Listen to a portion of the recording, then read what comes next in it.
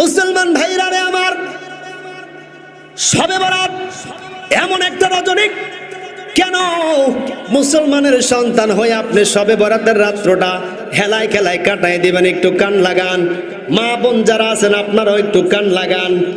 আপনাদেরকে হালুয়া রুটির দাওয়াত দেওয়া হয়, আপনাদের বাড়িতে হালুয়া রুটি বানানো হয়। আমি বলবো হালুয়া রুটি বানান কোনো সমস্যা নাই, কিন্তু এমন রান্না বান্না হালুয়া রুটি তৈরি করা যাবে না যেটার মাধ্যমে সারাদিন ব্যস্ত থাকার পরে আপনি রাত্রি ইবাদত করতে পারেন না। ঠিক কিনা বলেন? মুসলমান ভাইরা রে আমার, এই রজনীতে বিশ্বনবী সাল্লাল্লাহু আলাইহি ওয়াসাল্লাম রাত্রিবেলা নামাজের মধ্যে দাঁড়াইছেন। যখন নামাজের মধ্যে দাঁড়ানো হয়ে গেল, নবীজি সিজদার মধ্যে চলে গেলেন। সিজদায় যাওয়ার পরে আম্মা জান আয়েশা সিদ্দিকা রাদিয়াল্লাহু তাআলা আনহা বলেন, আমি নজর করে দেখলাম বিশ্বনবীর পা মোবারক ফুলে গেছে। বলেন তো, উপর হয়ে সিজদায় থাকলে দীর্ঘক্ষণ থাকার পরে হাত পা ফুলবে কিনা? আমার ভাইরা, আম্মা জান আয়েশা সিদ্দিকা বলেন, আমি যখন নবীজির পায়ের মধ্যে হাত দিলাম, এরকম হাত যদি হয়, হাতটা যদি ফুলা থাকে, এখানে টিপ দিলে টিপ বসে যাবে। ঠিক কিনা বলেন? আম্মা জান আয়েশা বলেন, আমি রাহমাতুল লিল আলামিনের পায়ে হাত দেওয়ার সঙ্গে সঙ্গে দেখলাম এত পরিমাণ ফুলে গেছে, আমার আঙ্গুলের টোপ পর্যন্ত বসে গেছে। সুবহানাল্লাহ। কিছুক্ষণ পরে আমার নিদ্রা শুরু হয়ে গেল, ঘুম শুরু হয়ে গেল।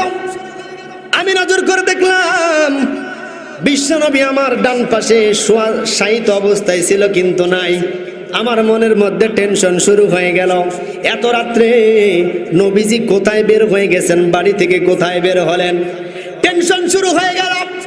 আমি ঘর থেকে বের হলাম, নজর করে দেখি জান্নাতুল বাকির মধ্যে নবীজি হাত তুলে দোয়া করতেছেন, আর অজর নয়নের চক্ষু দিয়ে দর দর করে পানি ছেড়ে দিয়েছে। সুবহানাল্লাহ। কোন আম্মা জান আয়েশা বলেন, আমি নবীজিকে জিজ্ঞেস করলাম, ইয়া রাসূলুল্লাহ, ইয়া হাবিবাল্লাহ, আজকে রাত্রে আপনি কেন কান্না করতেছেন? কেন আপনার চোখে দিয়ে পানি পড়তেছে? নবীজি বললেন, আয়েশা রে,